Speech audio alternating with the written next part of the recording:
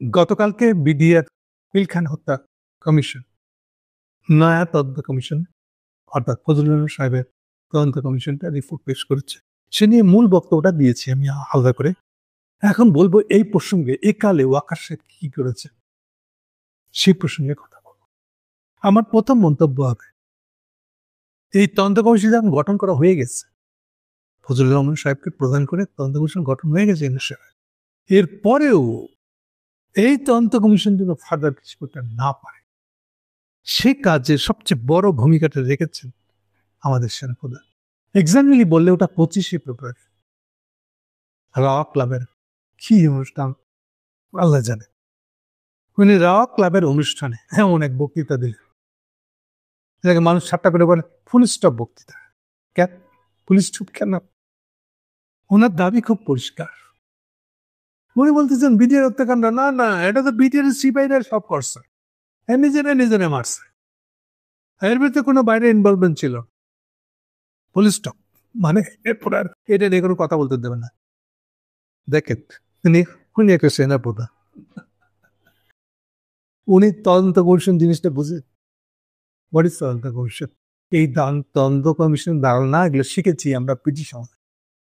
যেমন ধরেন এই যে জমিদার উচ্ছেদ করা হবে কি হবে না, ফজলুর রহমান 37 সালের গভর্নমেন্টে এসে প্রথম এটা নিয়ে একটা কমিশন বসেছিলেন, এর ভালো মন্দ দিক সম্পর্কে ফাইন্ডিংস দিবে, ক্লাউড কমিশন বানাটাকে। ব্রিটিশদের স্টাইল কিন্তু সুন্দরটা হলে এই জন্য যে কোনো ইনভেস্টিগেশন না করে ফটাফট গভর্নমেন্ট কোনো সিদ্ধান্ত নেয় না। সিদ্ধান্ত নেওয়ার আগে গভর্নমেন্ট অবশ্যই যেটা করবে সেটা হলো যে এই বিষয়ে সিদ্ধান্ত নিতে গেলে পরে সরকার কি করতে পারে এর সম্পর্কে একটা ইনভেস্টিগেশন আগে হতে হবে। এখন কেন কথাটা তুললা হবে, দেখেন যখন একটা তদন্ত কমিশন গঠন হয়ে যায়, এই তদন্ত কমিশনের উপরে হাত ঢোকানো, আমি প্রধানমন্ত্রী, আমি এটা ঠিক করছি, আমি এটা গঠন করছি, আমি যেটা বলবো সেটাই করবা তুমি, আমি যেমন চাইবো তুমি তেমন রিপোর্ট না। দুঃখিত ওয়াকার সাহেব, এই মুহূর্তে আপনার তো দূরের কথা, এটা ইনশিওর করে নেই। তদন্ত কমিশন বোঝার চেষ্টা করেন, তদন্ত কমিশন অলওয়েজ স্বাধীন, স্বাধীন লেখা থাকুক আর না থাকুক, স্বাধীন তদন্ত কমিশন বলা থাকুক না থাকুক, তদন্ত কমিশন ইজ স্বাধীন তদন্ত কমিশন। মানে ও তো ফ্যাক্ট ফাইন্ড করতেছে, ফ্যাক্ট ফাইন্ডিং করে এবার যে কনক্লুশনে পৌঁছাবে তখন না ওটা তদন্ত রিপোর্ট হবে। আপনি আগেই যদি গাড়ির উপরে চড়াতে যান, আমার কিন্তু রিপোর্টটা এমনি চাই, এটা হইলো তদন্ত রিপোর্ট হলো, এটা কি স্বাধীন হলো? এই জন্যই তদন্ত কমিশন মানেই হলো এটা ইন্ডিপেন্ডেন্ট। কি থেকে নেবেন? এক্সিকিউটিভ বডি থেকে, রাষ্ট্রের যে নির্বাহী প্রধান অর্থাৎ প্রধানমন্ত্রী অথবা প্রেসিডেন্ট যেই থাকুক, তারও এখতিয়ার নাই তদন্ত কমিশনের উপরে মাতবরি করতে হবে। এগুলো একটু খোঁজখবর নিতে না থাকে। ওয়াকার সাহেব আপনি কোনো কিছুর খবর নিলেন না দিয়ে দিলেন কেন? কারণটা বলতেছি, আমরা জানি না ব্যাপারটা এরকম না। এই যে আপনি নিয়ে চলে গেলেন যে আপনাকে এখন এটাকে ফুল স্টপ মার্কেটে বসতে দিতে হবে, কেন দিতে হবে?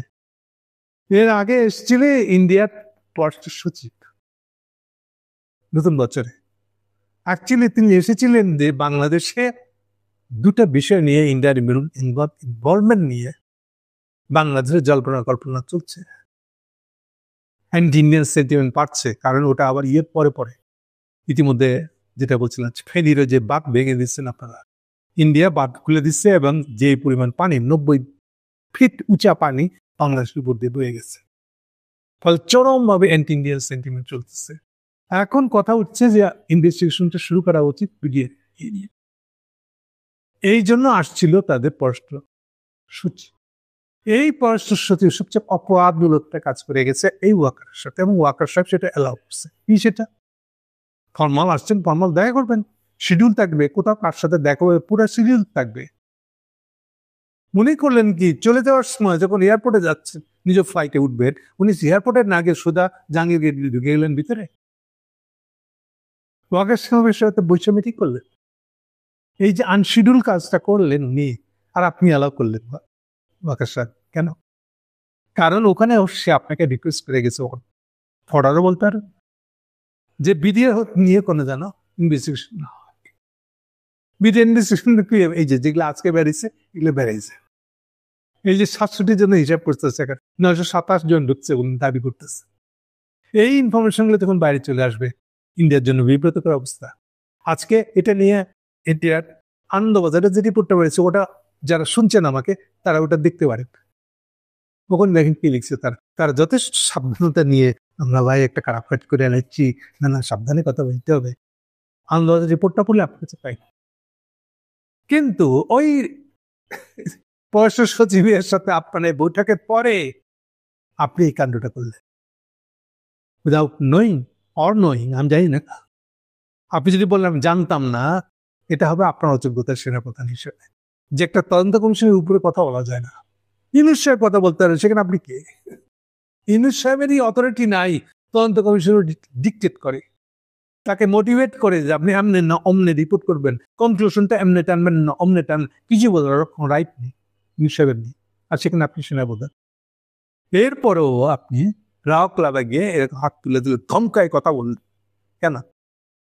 এইটা দিয়ে বোঝা গেল যে আপনার ইনভলভমেন্ট কি আসলে। কিন্তু আমরা জানি আপনি কেন করেছিলেন এটা, কারণ আপনার নামে যে 1400+ হত্যার দায় আছে, আপনি পাগল হয়ে গেছে এর থেকে মুক্তি না আছে। ওটাও আরেকটা কাণ্ড। আপনি কোনোভাবেই চাচ্ছেন না যে 1400+ হত্যার জন্য কোনো আইসিটি কোর্টে কোনো মামলা উঠে। এটা নিয়ে সেই থেকে যে আপনি প্যাচ খুঁজতেছেন, মুসরি করতেছেন, সমস্ত কিছু আপনার জীবনের লক্ষ্য হয়ে গেছে এটাকে ফয়েল করে দেওয়া, ব্যর্থ করে দেওয়া। এবং এই ব্যর্থ করে দেওয়ার ক্ষেত্রে আপনি বন্ধু বুঝতেছিলেন আপনার ট্রেন অ্যান্ড অ্যালি, চোরের বন্ধু চোররাই। আপনি একটা খুনের মামলার আসামি, এই জন্য ইন্ডিয়ানদেরকে এখানে আপনি সাথে নিচ্ছেন। ইন্ডিয়ানদের স্বার্থ আপনি মনে করছেন এইভাবে অ্যালায়েন্স করলে আপনি বিরুদ্ধে আপনি বেড়ে যাবেন। এটা কার বুঝতে বাকি আছে বলেন? আমার নিজেরই এগুলি যতবার আমি আপনার সম্পর্কে বলেছি, পরিষ্কার করে এগুলো বলেছি, কারণ আপনার এগুলো প্রত্যেকটা স্টেপ খুবই আপত্তিকর স্টেপ আপনি নিয়েছেন। এই পদক্ষেপ আপনি নিতে পারেন না। এই ধরনের পদক্ষেপ নেওয়ার এখতিয়ার আপনার নাই। এরপরও আপনি এসব পদক্ষেপ নিয়েছেন। বাধ্য হয়ে আমি প্রকাশ্যে আপনাকে নিয়ে কথা বলেছি যে আপনার এখতিয়ার নাই। আপনি তদন্ত কমিশনের উপরে কোনো চোটপাট লাগাতে পারেন না। আপনি সেনাপ্রধান হতে পারেন, কিন্তু আপনার কোনো রাইট নেই সরকারের গড়া একটা তদন্ত কমিশনের উপরে কোনো ধমকানি দেওয়া এবং ধমকা এটাকে প্রভাবিত করে নিজের ইচ্ছা অনুযায়ী এর তদন্ত পরিচালিত করা। আপনি বলতে চাচ্ছেন তদন্ত কমিটির দরকার নাই, জাস্ট আপনি ধমক দিয়ে বলে দিলেন এটা বিডিআর সিপাহীরাই করছে, আর হয়ে গেল। আপনার এত সহজ প্রোপাগান্ডা জ্ঞান বুদ্ধি এটা তো মহিন সাহেবও পারে নাই। আপনি নতুন কি করছেন? এইটাই কি মহিন সাহেবের করে গেছে না?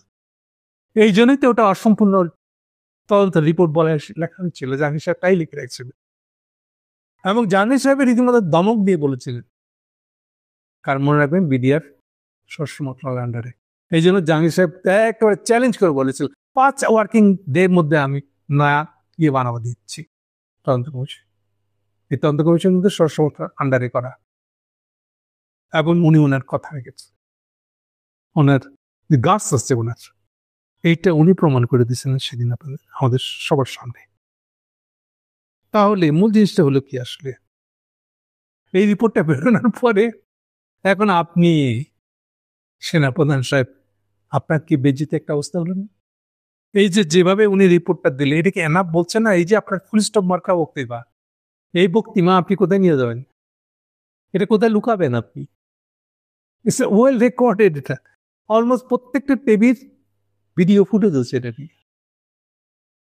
এখন তো প্রমাণিত হলো যে আপনার এটা যে অসৎ উদ্দেশ্যে বক্তৃতা দেওয়া ফুল স্টপ মার্কা, এই গতকালকে প্রকাশিত তদন্ত রিপোর্টটি প্রমাণ যে আপনি কোন একটা বিশেষ উদ্দেশ্যে নিজেকে বাঁচানোর উদ্দেশ্যে আপনি ওরকম একটা বক্তৃতা দিয়েছিলেন, এখতিয়ার বহির্ভূত একটা বক্তৃতা, ইন্ডিয়ানদের সাথে খাতির করতে গেছিলেন। বেচারা আপনি। ওকে, সার কথাটা হলো তাহলে কি, ফজলুল সাহেবের নয়া তদন্ত কমিশনের রিপোর্টটা এইটা হওয়া প্রকাশিত হয়ে যাওয়ার পরে এখন ওয়াকার সাহেব আপনার দেশের প্রতি যে আনুগত্য আপনার মাস্ট বিং সেনাপ্রধান, এইটা প্রশ্নের সম্মুখীন হয়ে গেছে। আপনার এই বক্তৃতা যদি সত্যি হয় তাহলে আপনার আনুগত্য নাই। গতকালকের কমিশন রিপোর্টটা তাই প্রমাণ করে। এটা প্রমাণ করে যে আসলে শুধু বিডিআর এটা করে নাই, ফলে আপনার কোনো কিছুতে চাপাই দেওয়া চেপে রাখা, তার যে প্রচেষ্টা ফুল স্টপ মার্কা বক্তৃতা, ইজ এ ভেরি উদ্দেশ্যমূলক, পারপাসফুলি এই বক্তৃতা আপনি নিয়েছেন। এমনিতেই বক্তৃতাটা আপনার একটু পরিণত।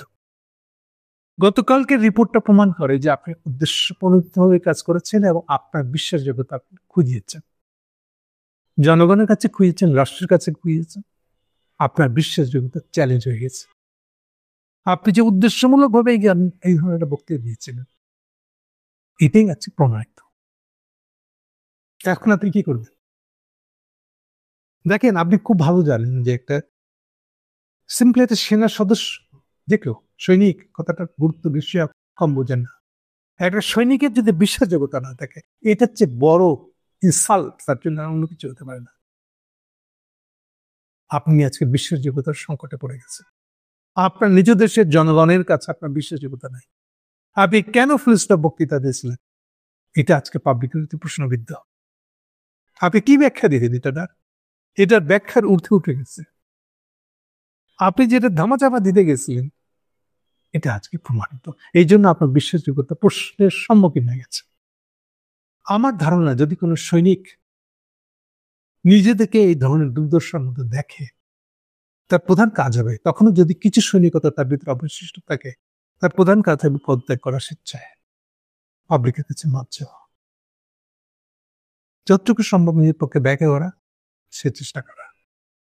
যে কোনো পেশাদার সৈনিক এই পথ নেয়। এখন আপনি কি করবেন এই সিদ্ধান্ত আপনার। আপনি যদি সৈনিকের মর্যাদা আর খোয়াইতে চান কি চান না, এটা নির্ভর করে আপনি এখন কি করবেন, তা থেকে মানুষ সিদ্ধান্ত নেবে। বাংলাদেশের মানুষ, বাংলাদেশের জনগণ এখন সিদ্ধান্ত নিল আপনার সম্পর্কে। আপনি এখন কি করবেন তা। বিষয়টা খুব সিরিয়াস একটা বক্তব্য। আপনি একটা সিটিং সেনা প্রধান এমন একটা কথা বলে বসছেন, একটা তদন্ত রিপোর্ট হয়েছে ঠিক তার উল্টা। আপনার বিশ্বাসযোগ্যতা চ্যালেঞ্জ হয়ে গেছে, হচ্ছে বাস্তবতা। সো কনক্লুশনটা কি হবে এখন? কনক্লুশনটা ওটাও আপনার হাতে। আপনি এখন কি পদক্ষেপ নেবেন এর উপর নির্ভর করছে। আপনি সৈনিকতাকে কি চোখে দেখেন, তা আপনার নিজেকেই প্রমাণ করতে হবে এখন।